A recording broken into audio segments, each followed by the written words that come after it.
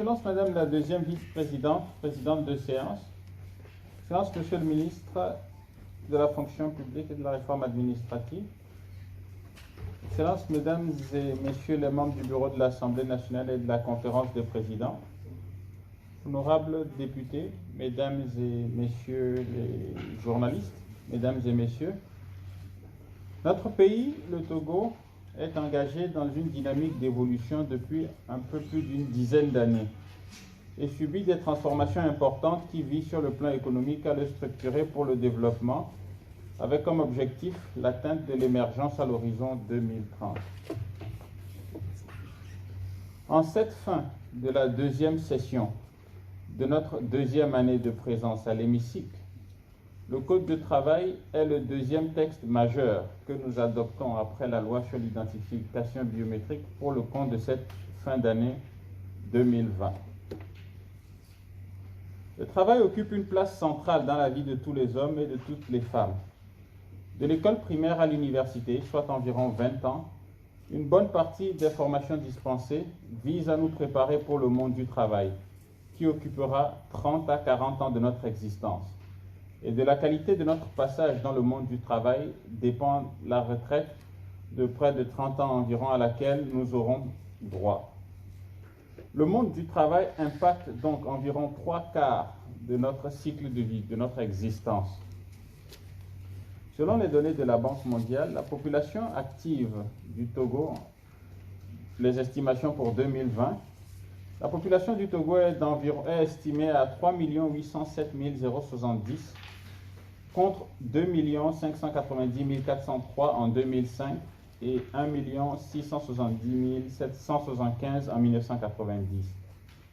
La population active a plus que doublé ces 30 dernières années et s'est accrue de plus d'1 216 667 depuis 2005. Durant ces 30 dernières années, et depuis la chute du mur de Berlin et l'effondrement du communisme, le libéralisme politique et économique ont accéléré la mondialisation des marchés et des facteurs de production. Les progrès technologiques, notamment l'apparition d'Internet et la téléphonie mobile, ont profondément modifié notre mode de vie et nos méthodes de travail. Une étude de l'Institut national de la statistique et des études économiques et démographiques, INSEAD, datant de 2015 et portant sur les perspectives démographiques du Togo entre 2011 et 2030, indique que la barre des 10 millions d'habitants sera franchie, voire dépassée à l'horizon 2030. Dans ce contexte de mondialisation et d'explosion démographique, avec une population à majorité jeune et de mieux en mieux formée, une réforme en profondeur du Code du travail et une politique volontariste visant à créer des emplois stables, rémunérateurs et décents s'imposent.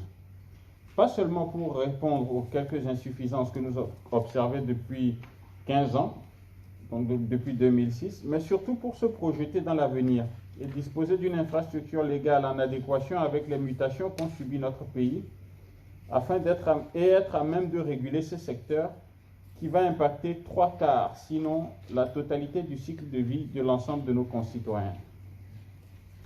Cette longue introduction vise à souligner l'importance et l'attention que nous avons portée au présent texte. L'idée du principe même d'un nouveau code de travail est bonne parce qu'elle prend en compte presque tous les aspects du monde du travail, et ce par rapport aux réalités qui sont spécifiques à notre pays.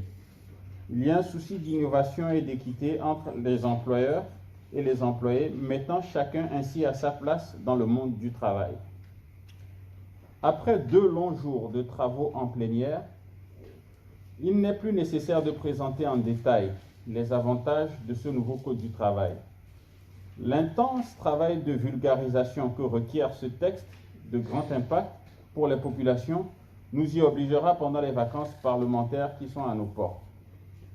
Il est important de retenir cependant que ce nouveau Code du travail est un code suffisamment en rupture avec le précédent pour mériter le nom de loi Bawara, comme le soulignait quelqu'un, et permettra entre autres de redéfinir et clarifier les relations entre employés et employeurs, en réglementant les contrats de travail, le travail saisonnier, le chômage, les conditions d'emploi des étrangers au Togo, acter un certain nombre de droits sociaux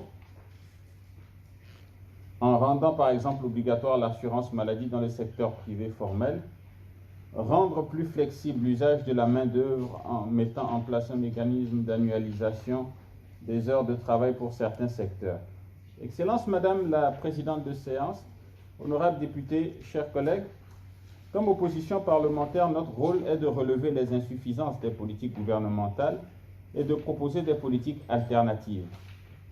Mais dans la vie d'une nation, vient le temps de faire un pas aussi important qui va impacter près de 3/4 du cycle de vie de près de 10 millions de personnes à l'horizon 2030, il est important de taire toute divergence et de faire ce pas ensemble pour faire de notre pays un Togo plus fort, un Togo émergent à l'horizon 2030.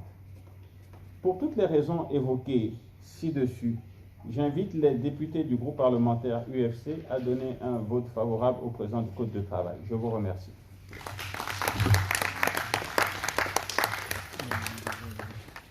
Merci.